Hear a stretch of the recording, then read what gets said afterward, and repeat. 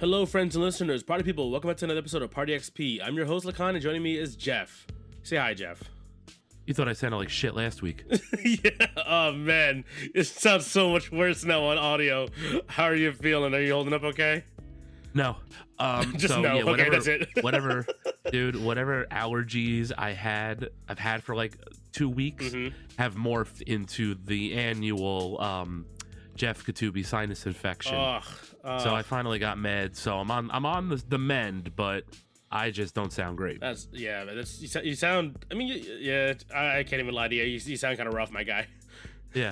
No. And how are you feeling though? Like, luckily, is it like okay feeling though? Is it just a sinus infection, but you feel like relatively okay after that? Yeah. So luckily, the worst is kind of behind me. Okay.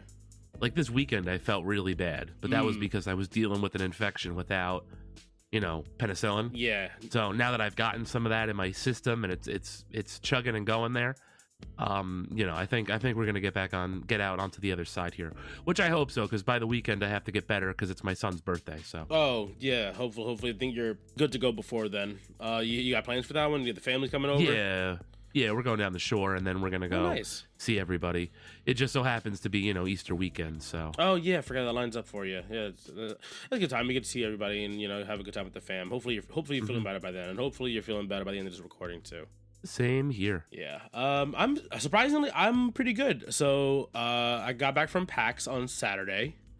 And it's always like when you go to a convention, you're always kind of worried about like con flu, right? Just because you're just around so many people and you're tired and you're run down.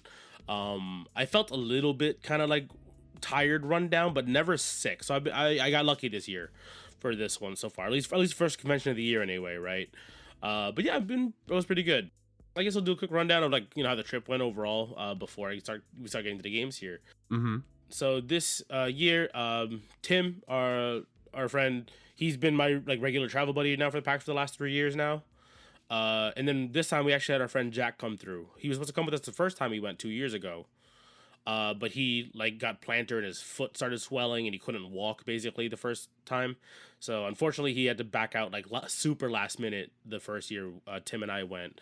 But this year he's good to go. Nothing lined up in with it, so it was perfectly free to go. Came through. It took us 4.5 hours. It wasn't bad. We made pretty good time. But the issue is I was up for 24 hours because I worked the night before. So that was a rough drive up for me. Luckily Tim drove, but I was sitting in the passenger seat trying to converse, but my brain wasn't firing basically after a certain point. Oof. Yeah, but I was like, I'll be a good co-pilot, just stay awake and chat. We got to the hotel, we got when you get the first time you get to settle down in the beginning of a trip, dump all the all your luggage out, kind of prep a little bit, and then get dinner, you know what I mean? It was like that. It was like, okay, this is gonna be the full reset. We're good to go. Next day we come through. Day one, we roll in 11. Convention starts at 10 a.m. We tried to get there 10:30. There was a shit ton of traffic right in front of the convention center, which made sense because everyone's trying to come through at the same time. But we get in around 11. We stayed basically the whole day. We stayed until 6. Nice. So okay. yeah, we got to see a good chunk of it the first day. Got more clam chowder that night. Yeah, I was more clam chowder and lobster roll than man by the end of this trip. Basically, it was so good. I love clam chowder. It unfortunately doesn't love me. When in Rome, you gotta go for it. You're in Boston, you're in Massachusetts, you gotta have chowder. Yeah, and then second day was a slow roll day for us. Because I got 3.5, 4 hours of sleep the first day. Or first night, I guess, because the sofa bed was super, the mattress was super sunk in, so I couldn't really sleep a whole lot until I folded up the sofa bed and just slept on it like a regular sofa. And then I had to rush edit the next night. Thursday, Thursday night into Friday, I had to do a rush edit, so I stayed up kind of late, and I passed out middle of editing, and I woke up, so I fell asleep at 1:30 a.m., and I woke up at 4:30 a.m. Oh shit! I never finished editing. So, the things I do to make sure that that we don't miss an episode, basically. Thank you for your service. Yeah, I got you, fam. I got you. I will make sure that our schedule goes untainted. We just had to slow roll it in. Like we go in at like 12:30, 1 o'clock on Friday. Because like we got like breakfast, we kind of just hung out in the hotel room for a little bit. Our feet are a little bit sore from walking the first day. But then that one again, we stayed almost until closing. We stayed until like 5 o'clock or so. We left like an hour before they closed up the main floor. But we still went to see a bunch of stuff the second day, and then got once again got more chowder. Got some lobster mac and cheese. And I think yeah. Oh no, actually on Friday we decided to get some halal food.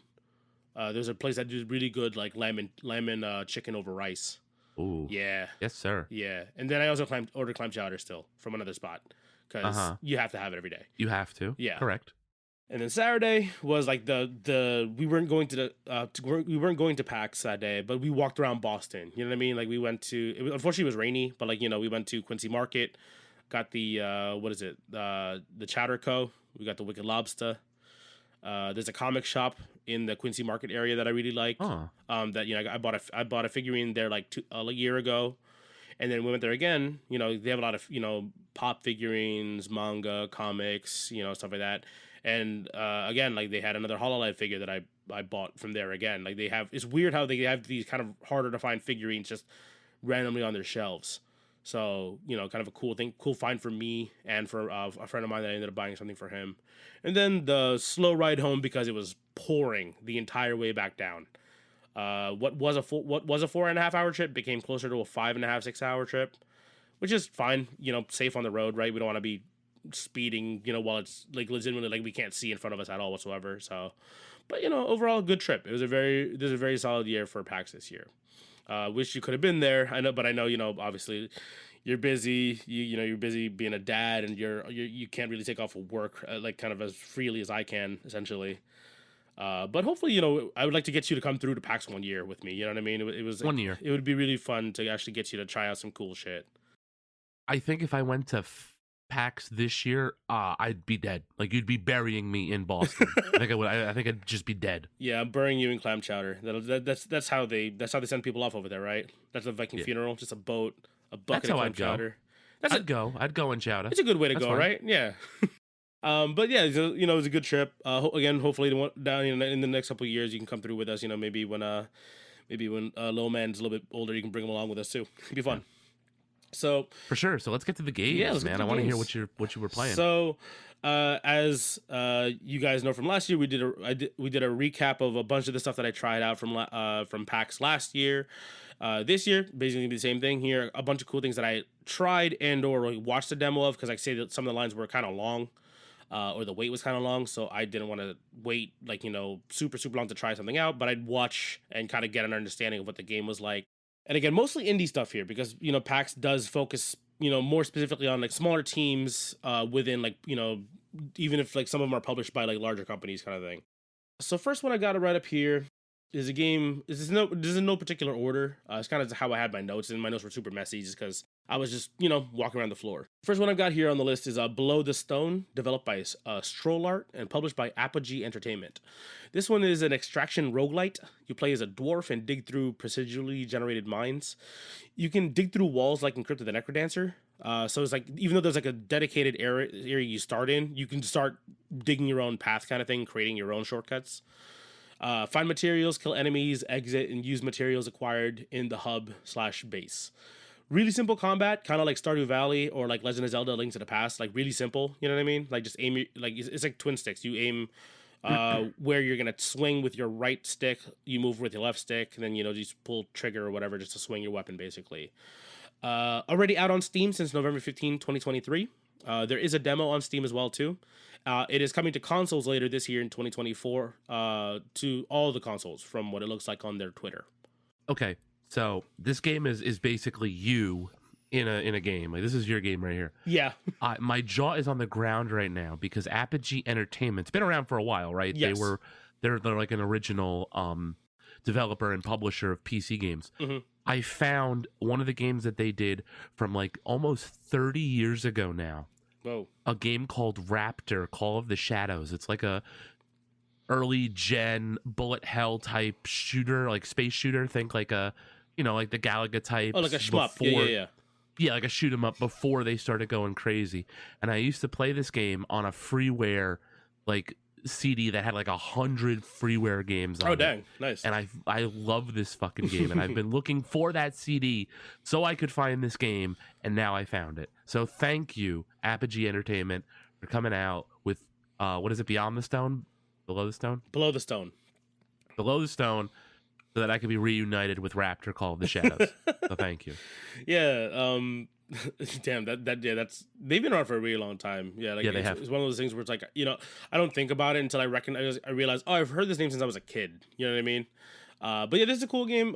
Really simple. My friend Jack played this one. I like sat there and watched him play, and just kind of like, I was kind of like, trying to analyze what was going on, kind of thing. You know what I mean? It seems like kind of cozy, very simple combat, but it's more like you go in, come out kind of thing. It's not like a typical go to the next level. It's like the whole point is you go in, mine a bunch of stuff, then leave. Closer to like a dungeon crawler than anything else. The next game I've got on here in the list is a game called Buckshot Roulette, developed by Mike Klubnica and published by Critical Reflex. So this is a card counting-esque roguelike in a sense. So you play against a dealer playing Russian roulette with a shotgun. You receive items given between rounds to steal a turn, inspect if the next shell in the magazine is a dud, or a regular shell. You can increase the damage of the shotgun for a turn, and a couple of other things. The game ends when you or the dealer runs out of health. So you and the dealer have like 6 or 7 health or something like that. You can see on the side of like a little health counter on each side. You get shown a bunch of shells. Red are live, blue are blanks or duds, technically, because it doesn't actually go off. The dealer loads them into the shotgun in a randomized order, and you decide whether to shoot yourself or the dealer, depending on your keeping track of the shells. I didn't play this one. The line was really long for this one. But I've seen some streamers play this game. Some have had like played it on like a couple of YouTubers that I've watched, a couple of regular streamers that I've watched. I played this a little bit. The game comes out on April 4 on Steam, and there is no demo, but it is already available on itch.io since December 28, 2023 for $1.20 or more. It's kind of one of those like pay what you want kind of things. I've seen this game, the Buckshot Roulette game. It looks really interesting. So yeah, it looks like a perfect like Twitch game, like an influencer game. Like Markiplier is definitely going to play this if he hasn't already. Yeah, like I wouldn't doubt if he already has. I haven't checked recently, but because it's a lot of like counting, right? So there are people who also know how to, how to like keep track of stuff better than you can, or the chat will, try to actively mess up the player, right? Right. But yeah, it's really cool. I did this one a lot. Again, is the fact that the game is out technically on itch.io for $1.20. Right. Okay. So you can play for free on the browser. But it comes out April 4 on Steam, but there's no demo. But it's cool. I'm looking forward to this one just because like it's meant to be like a run type of thing. It's a roguelike in a sense, essentially. Right. It's meant to be short play sessions. You're just kind of counting cards, but instead of cards, it's shotgun shells. Yeah. But yeah, I'm looking forward to this one. Definitely in like that Inscription kind of. And this other new game that I think people are really getting onto, the poker game. Oh, Balastro. Balastro, yeah. Yeah, Balastro rules. Yeah. Balastro, yeah, what it's called. Balastro rules. Yeah. Yeah, very much so in that kind of like roguelike card. Creepy card game, yeah. Yeah, basically, yeah. Next one was Gigabash. Oh, Gigabash has been on my list forever. Yeah, so what were they? So wait, they were showing off the Godzilla stuff? Yeah, so the game's already out on PS4, Steam, PS5 since 2 years ago. Yes. But it came out last year, Switch, Xbox One, Series X and X. Yep. They're just there to show it off, I guess, because apparently they had a bunch of awards back in 2022 and 2023. Yeah. So the game is awesome. Off. Yeah. It's been on my list forever. I got it for free on Epic Games, but then they dropped Godzilla DLC, like official Godzilla DLC. Yeah, that's like a major thing. The fact that you have like the Dino Megazord or like Ultraman in here. You know what I mean? Yep. Like actual has full on IP use. So really cool. Yeah, no, they have done a really great job with it. It looks like a really fun game. I have always wanted to play it. Maybe that's something that we have to do one of these days. Mm-hmm. Yeah, I got my ass beat. I'm not good at party brawlers. Right. Like arena brawlers, if you want to call them that. Jack and Tim just fucked my shit up, and so did the other rando who we were playing with. So these three are from the same studio, 9 Dot Studios. Okay. Lost in Prayer, which is a very traditional grid-based roguelike. Think of the Bard from Crypt of the Necrodancer. Okay. Very, like you move, enemy moves type of deal. Okay. It's turn-based dungeon exploration, basically. It is very much so the old school roguelike. The original game Rogue was exactly this. You're a disembodied soul. You make a choice to either conquer heaven or hell. There's a big skill tree. There's randomized weapons in the dungeon. It's really hard. But the cool twist here is if you get killed by an enemy, that enemy becomes a playable character. Okay. And they're looking to have over 50 playable characters. Huh.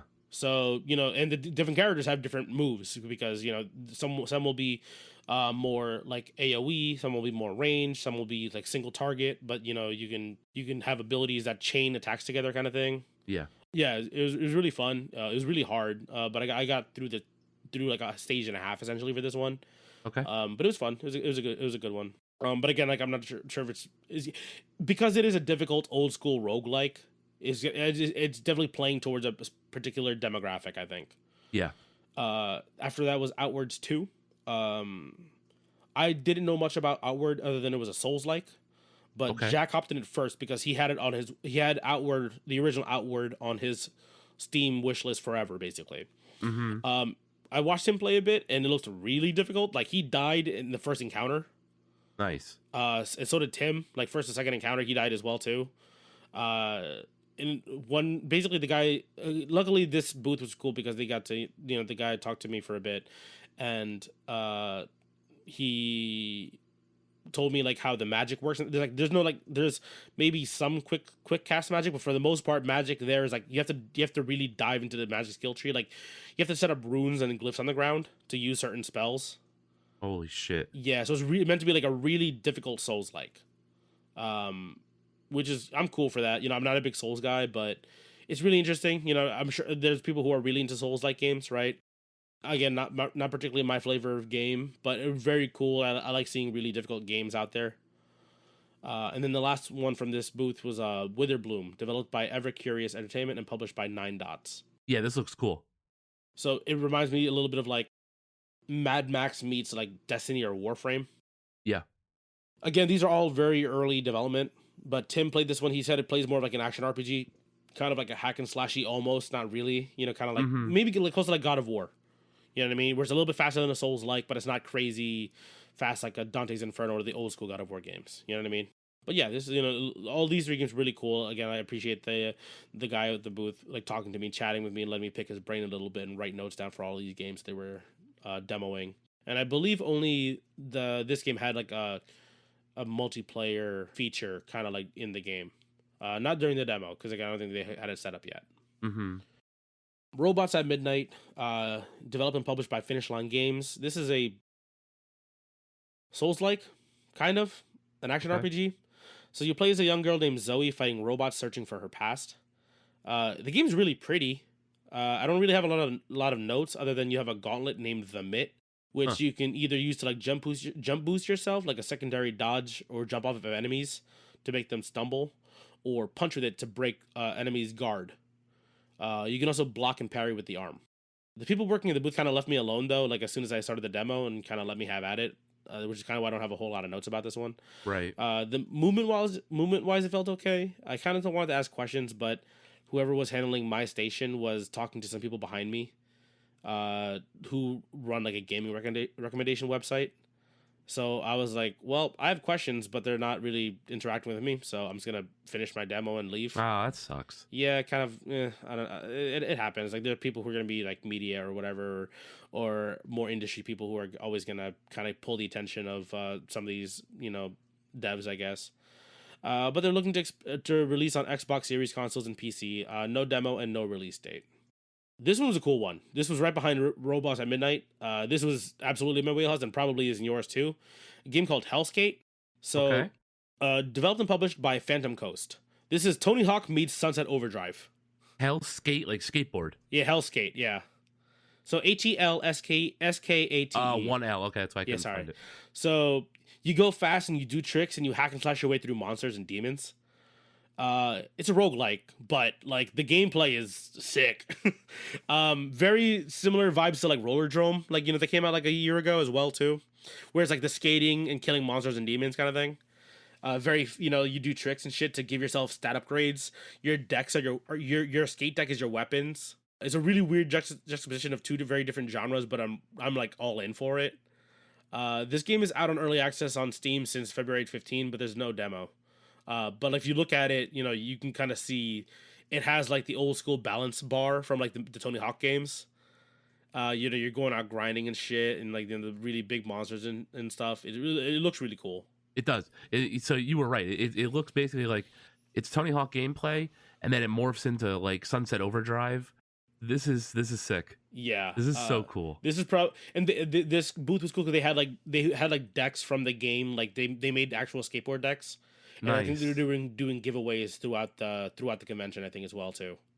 Yeah, this is sweet. Yeah, so it's again out on early access on Steam. So if this is kind of up your alley, go for it. Again, it's kind of like you just get to do tricks to give yourself buffs or change your weapon stats, and then you go around and smack shit. Yeah, this is really sweet. Next game I've got here is a game called Throne of Bone. Developed and published by. Hey, I don't want any of these. I don't want any of these naughty games. Hey, it's not a naughty game. Not a naughty game. Yeah, I was like, oh, it's a little bit sus when I heard the name, but developed and published by Windmill Slam. This is a roguelike deck builder auto battler. The term that I've heard them use was a drafting roguelike. Okay. So have you heard of TFT or Dota Auto Chess or Super Auto Pets? Yes. Okay, so yeah, it's like that. You create a team of monsters, you draft monsters, and you battle through multiple enemies per act, basically, adding more and more monsters to your team. And there are synergies between the units because they have like two different. Every unit has two different types, so you get buffs that way. There's also like tomes, kind of like relics and Slay the Spire, that also buffs your entire team or individual synergies you've got.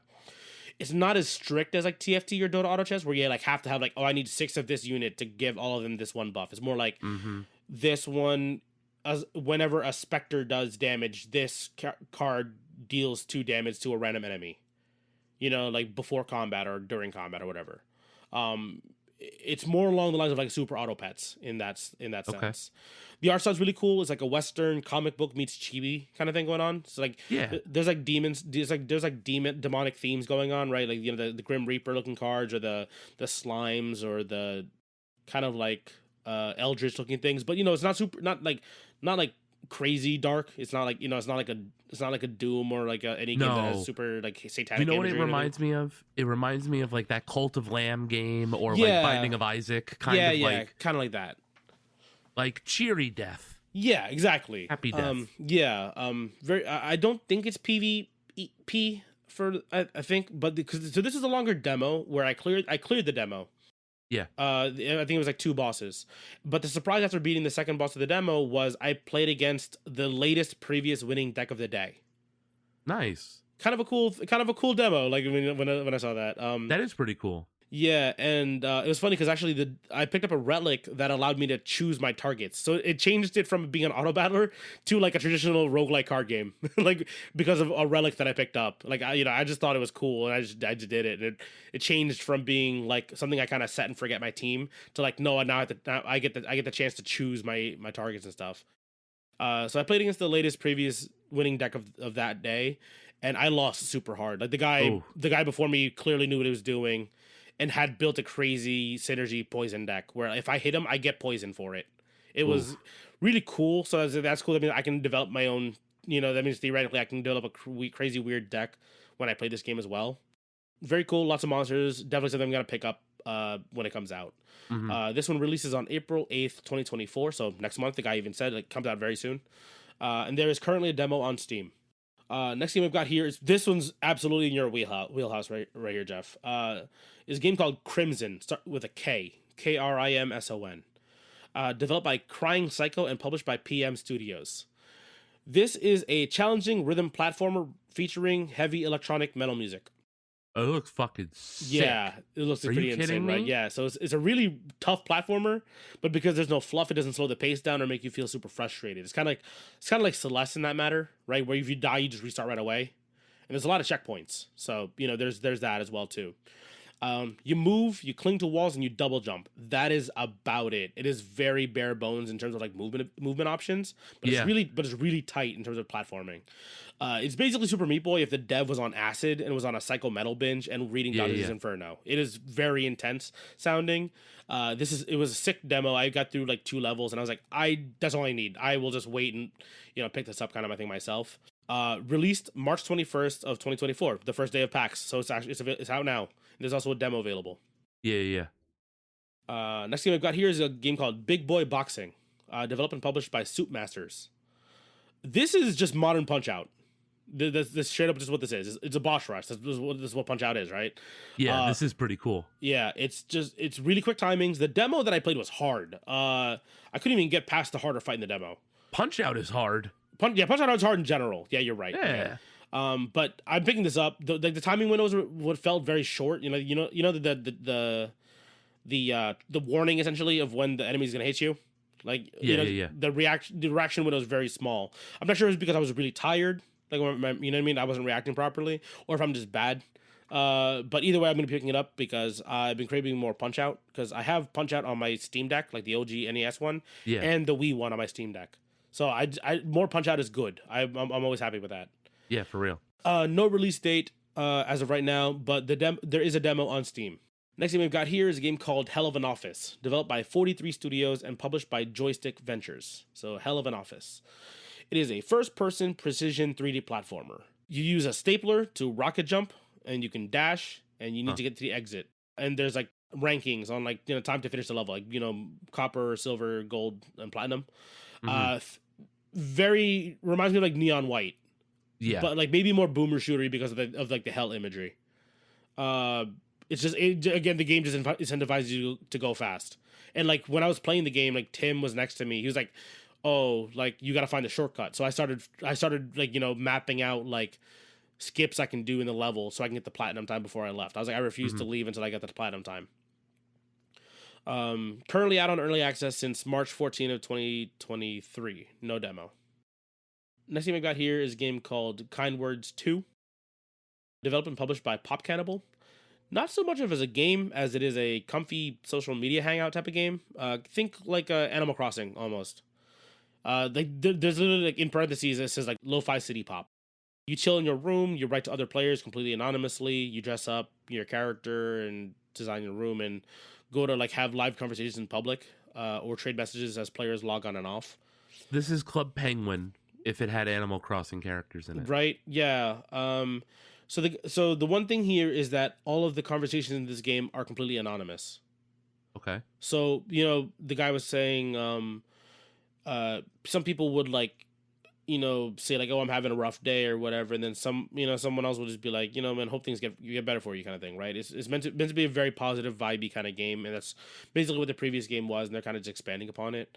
Okay. My only fear with that is that, of course, anything that involves the internet and anonymity on the internet, there's always going to be some sort of shitter, which is unfortunate, right? But they said they have some stuff working in the background where so that way people don't dox anybody or themselves. Right. They want to make sure the game's completely anonymous. It's meant to just kind of be like a cozy hangout, check in, check out kind of thing. You know what I mean? I like the idea of it. It's not exactly my type of game. I wasn't a big Animal Crossing guy. I'm not a big comfy, design type of guy, whatever. Design your room. Yeah, this may shock you, but I'm not either. This is like Jack's type of game. He's a big comfy gamer kind of guy. But I was like, since he tried the demo, I was like, let me know what you think about it. And then I ended up talking to the dev myself anyway. Cool. No release date, no demo, but there is a request for the playtest. There's like an early closed playtest time, couple thing going on. Cool. Next game here. This was a cool one. So I played a game last year called Gunrunner, which was developed and published by Pixelcast Games. They showed me a sneak peek of their new game that they're currently in development, called Too Many Captains. This is still very early in development, no time frame whatsoever still for this one technically. It's a shared screen co-op game. 1 to 4 players manipulate a split screen, and the split screen looks like the cross shape, right? Does it divide the screen to 4 smaller quadrants? That's the way it should look. You can move the split screen around, like how, so like say like I'm in the I'm a captain on the bottom left. My screen is the green screen, right? And it's like I control shields. So like, but I need to see but the shield controls are further to the right of where my split screen goes. We can pull the divider further right to expose more of my board, basically, and it's kind of hard to explain. I'll see if I can I have a video of it. I'll see if I can show it on the Instagram. But basically, like you can move. Imagine if you just move it and shorten and lengthen the lines of the divider to around the screen. Essentially, it's really cool. It was a really cool demo. Not even a demo, just to watch him mess around with it, basically manipulate the screen a little bit. It seems like one of those like chaotic cooperative games, kind of like an Overcooked or a Played Up or like a Moving Out, where you're working together, but because the controls are not janky per se, but because the controls are so they get in the way of each other, kind of thing. It's meant to be really fun and chaotic. Yeah. So you can move like the divider faster. Teammates are helping you, like to help you move in that direction. But if there's an opposing input on the divider, it won't move. So it's like, again, you have to cooperate with your teammates. No release date, no demo. It's still very early development. I have a video of this. I will put it on the Instagram so everyone can see what I'm talking about here. That sounds really interesting. Like, I really want to see what this looks like. Yeah. Next game I got here is a game called Urban Warriors, developed and published by Chaotix. Single dev. The guy was a really nice guy. 4-player arena fighting game with both versus and co-op adventure modes. What was that again? Warriors? Urban Warriors. Urban Warriors. Probably like Urban Champion, kind of.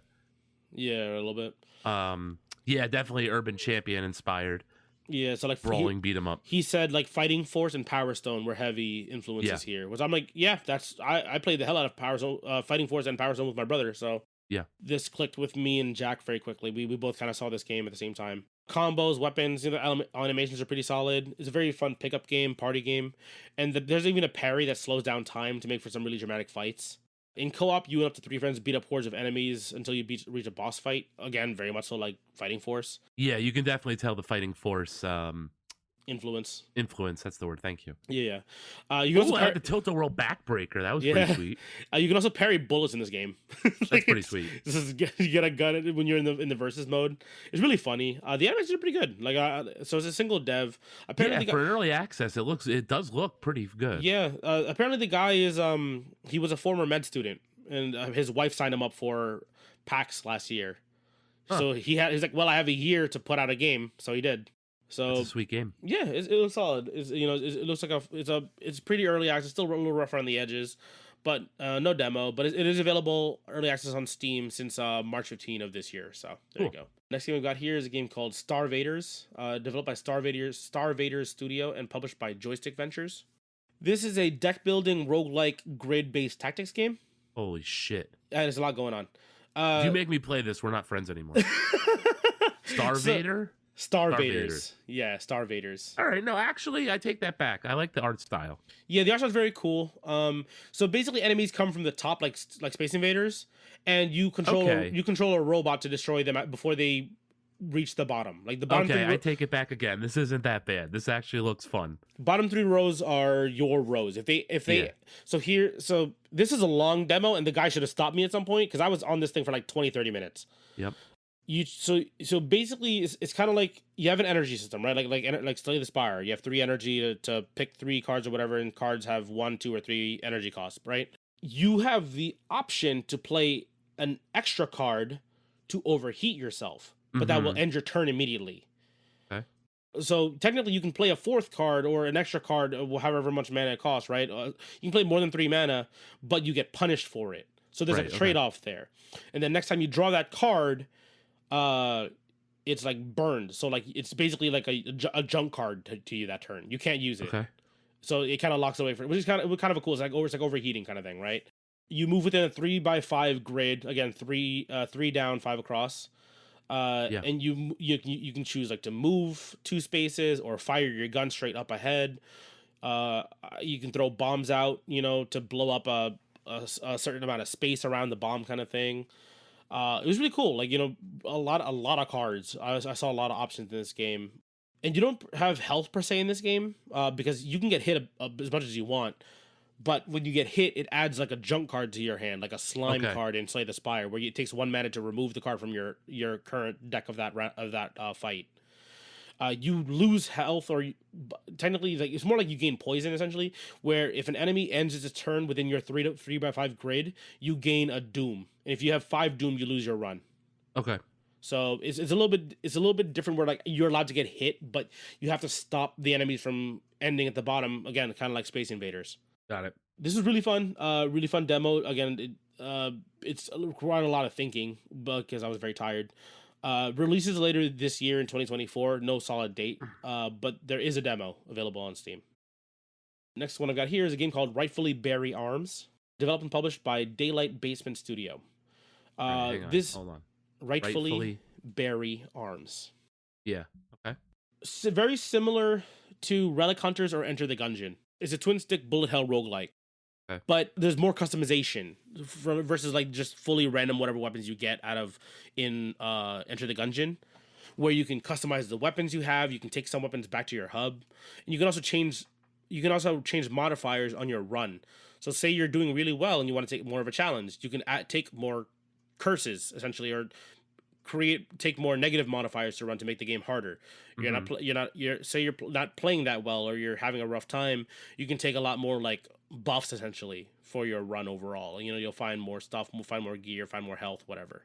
So you can really tweak the difficulty of your run instead of just like having to adapt fully to what the game is just throwing at you. Yep. I think this is like a very good way to get people into like roguelikes because the fact that you can customize your difficulty. And the art styles. The art styles also very, very good, very Adorable. good. Yeah. Again, very similar to Enter the Gungeon, but just a bit easier to enter than Enter the Gungeon. It released July 27, 2023 for early access, no demo. This one was really, really cool. I actually ended up picking this one up right away. This is a game called Collapsus. It is not out yet it is. So it's currently out on PC and Android on itch.io. All right. Hold on. How do you spell this? Collapsus. COLLAPSUS. SUS. Okay. Yeah. So developed and published by Wraith Games. It's a 1 to 8 player match 4 puzzle game. Oh, Jesus Christ! It's Pokemon Puzzle League. Kind of. So you tap a block to destroy it, and then it fills in from the top down. Here's where the twist is. If you're playing this on your phone or your tablet, you rotate the phone or tablet to change the gravity and direction the columns will fall from. Okay. So if you're playing vertically, it'll fall from the top of your phone, right? From where your camera comes from. Yeah, okay. Flip it sideways, it now falls from the side. It now comes down, but the gravity changes. Okay. So you don't get stuck only having to worry about blocks from the top technically in this game. Which also means you can also manipulate and set up combos, in different directions technically. This is really fun. Apparently, this was like the guy explained it to me before. This is actually one of the guys I interviewed. I actually have him explaining the game. Cool. I'm gonna throw the audio on here. This is one of the.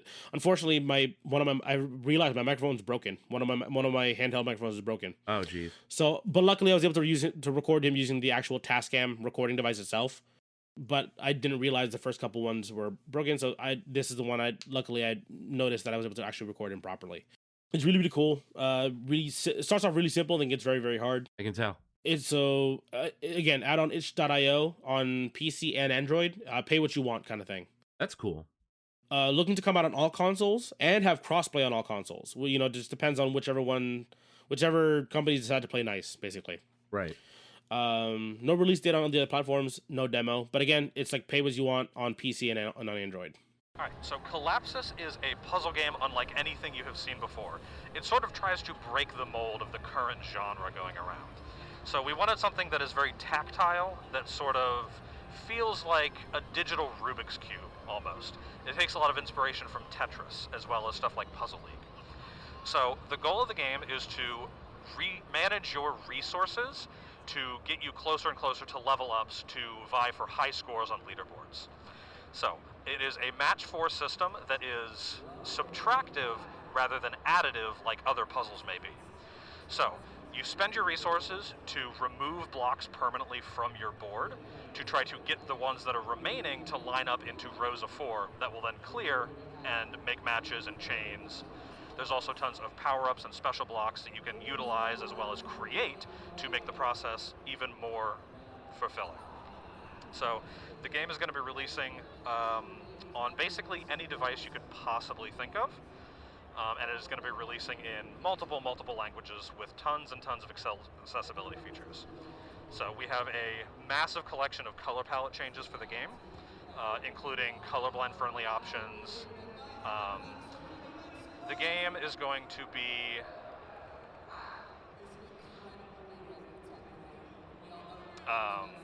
cross-platform with our up to 8-player local and online battle mode. The game has 3 standard difficulties as well as 2 harder unlockable difficulties. All of those can be played in timed or untimed modes. The game also has 30 challenge modes that put these strange twists onto the game that change how you fundamentally play it. Each of those challenge modes has an additional plus mode that builds on top of the mechanics introduced in the first iteration. There's also a puzzle mode, where normally in the game as you clear blocks, more come in to refill the gaps that you've made, but in puzzle mode, instead your goal with your limited resources is to figure out how you can clear the entire screen. So we've got over 600 of those single screen puzzles handmade for you to clear, as well as a puzzle maker so you can create your own single screen puzzles and share those online. So the game has tons and tons and tons of features to keep you interested for as long as you want to keep yourself interested for. You covered actually the questions to follow up with. You mentioned a release date? So we do not have a current release date for the full game, but we do currently have it available on itch.io as a pay what you want kind of thing, because the game is not quite done yet, so we're not looking to charge anybody for it at all. So it is currently available for PC and Android through early access on our itch.io page for Wraith Games. Awesome. Thank you very much. Appreciate it. Absolutely. So you said this is Pokemon Puzzle League, right? Just about, yeah. There's one that's even closer, but also not at the same time. This is Okay. this is another one that I got. I'll have an interview. I'll put it. I'll probably put it into this one as well too. A game called Scramble Star Crossing, developed and published by Dusk Sharp. So this is a match 3 puzzle game. Okay. Imagine, yeah. So imagine 2 horizontal paneled upon Tetris Attack Pokemon Puzzle League screens, with the gameplay of like Puyo Puyo. Yeah. That's what this looks So like. you pick up. You're in the middle of 2 playing fields. Again, you have 2 horizontal of the playing screens, right? Your character can pick up matching color stars off of each row or side and then throw them back into a row to create the connections. So as long as you connect 3, regardless if it's in an L shape or a straight line or more, whatever, it'll clear the blocks. And they also have like special abilities that help you clear more of the board and throw junk blocks into your opponent's side. Mm-hmm. So this has like the lag system that Puyo that Tetris Attack or Pokemon Puzzle League has. So while the blocks are clearing, you can also set up combos as they're clearing. Mm-hmm. This was a really, really fun demo because I destroyed Jack. And the guys who were running the booth saw us playing, kind of like messing around initially, and then our second round they noticed us like no longer playing around. We were like, oh, like Ready to go. We locked in, you know what I mean, kind of thing. Yeah. I figured it out very quickly, and I was like, oh, this is my game. Like this is absolutely my type of game. This is coming out hopefully this year on PC and Nintendo Switch. There is a demo available on Steam. Yeah, it looks fun. Yeah, this is absolutely one I'm gonna pick up when this officially comes out, because I love Pokemon Puzzle League. That paneled upon style of gameplay. I'm not a big Puyo Puyo guy. I've tried to get into Puyo Puyo. Right. It's just not for me. But this, because it does play so. Again, it has like hints of it, of like all these other influences, that it works for me in this format. It really, really clicked for me. Mm-hmm. But it's really, really fun. I downloaded the demo for this one already on PC. I haven't seen if this demo works on Steam Deck yet or not. Can you get the name of the game, please? The game is Scramble Star Crossing. Scramble Star Crossing is a competitive versus puzzle game where you match colorful stars in the sky. It has an eclectic cast of characters, each with their own special abilities. It brings back a classic feel to puzzle arcade games. So any direct inspirations? Yes. Tetris Attack is a big one. Pound and Pwn in Japanese. Puyo Puyo, and also a game called Magical Drop. Platforms are currently looking to come out. So we're targeting PC right now, PC and Mac. We'll be fast following to Switch. And then from there, we're going to see, gain interest, see if it's going to go to, PlayStation, Xbox. Yeah. Is there currently a demo out? Yes, there's a demo on Steam right now. Yeah, we can skip it. And do you have a possible release date if you're allowed to say? Look out for a release this year, 2024. Any one last thing you want to specifically throw out there? Well, we want people to wish list, so please wish list the game. Tell your friends, and stay tuned for NetPlay. Thank you very much. All right, thank you. And yeah, that's like the ones that I basically tried out that I really got I really sat down and watched or do a demo on for this PAX. There's just so much stuff out there, especially because you spend your first hour or two walking around the venue, just like kind of taking a look at everything. Right. If I got lucky, it's like, oh, that's how it happened on Crizz, and I just saw no one was sitting at the table, so I just like grabbed the controller and started playing it for a little bit. Mm-hmm. So, but yeah, this year not as many shooters that I was testing out on, particularly, but in terms of like smaller like puzzle games or like platformer games, this is a really cool year. For again, like the variety is different. That's kind of like what the nice thing about PAX is. Right. Is that the game, the developers, and even if it's like a solo dev, they have a very particular style of game they want to make. They just do it. They put it out there for the world to see. So, yeah, anything here you're particularly looking forward to, or it seems really interesting? Yeah. So like you said, the Hellscape, Big Boy Boxing, Crimson, those are kind of the three that kind of resonated with me. I know you kind of have a different style of game than I generally prefer. Even some of the roguelikes were pretty cool, but like the bear one I thought was pretty cool. The one that was like Enter the Gungeon. Mm-hmm. But I think for me, those are the three that I'm kind of looking at here. It's a shame, usually when we do PAX, I like to try to look for stuff, but just this year was too much for me, and I wasn't able to look. But I'm sure the videos and stuff will come out, and we'll be able to pick up some really cool games going forward here. I like PAX. I think it's cool. And a lot of these other gaming conventions I think are really important for indie developers and developers in general to just get their games out in front of people and give them a shot.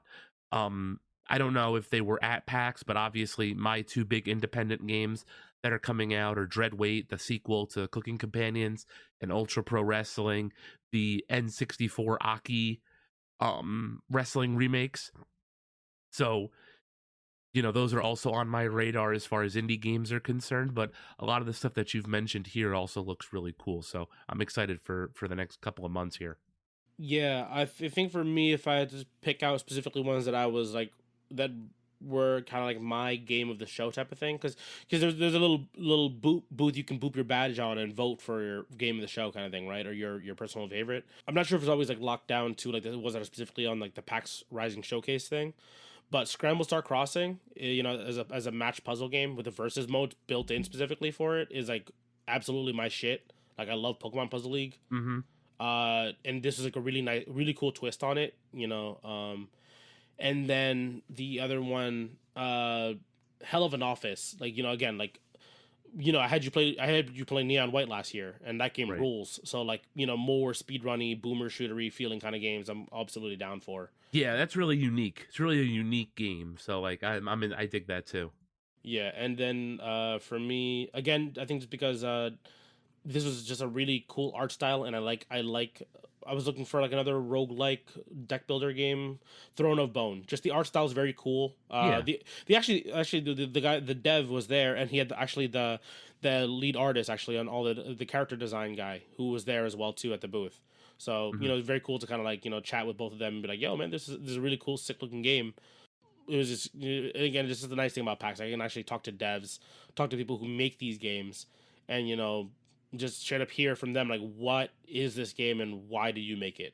Right. And that's kind of like the nice thing about PAX. And again, you mentioned like these conventions being good for smaller and indie developers and big developers as well too, obviously. But the biggest thing with this one is that it's so public facing. It is. It's not like E3 where it's like more media focused, right? Where it's like, this is like, no, we want everybody. We want the gamers. We want the people who are theoretically going to be buying our games to try these games out. Yep, exactly. Which is why I like PAX so damn much in the first place. But yeah, so that's kind of all I got here. Oh, actually, one other thing.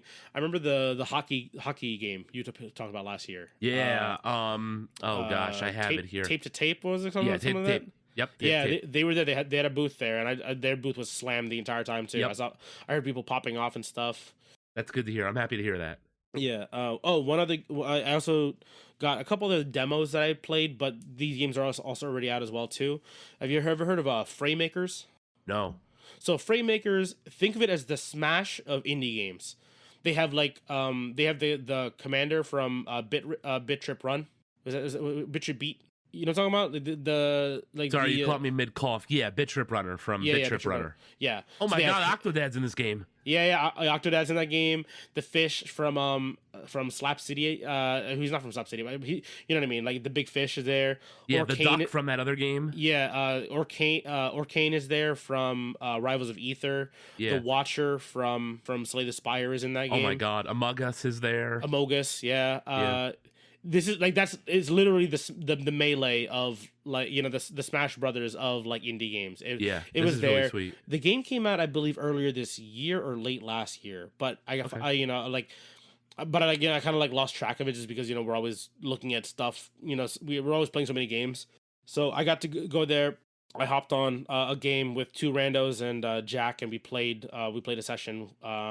And yeah, it was just fun, and anytime there's like a competitive facing kind of game, like again, this is because it's closer to like a melee than it is to like Ultimate or whatever, right? Yep, exactly. You heard the pop offs. You know what I mean? It was like it got competitive even with randos there. They had 4 GameCube controllers hooked up and everything. I was like, okay, so they know exactly the audience that they're looking to play out for. So.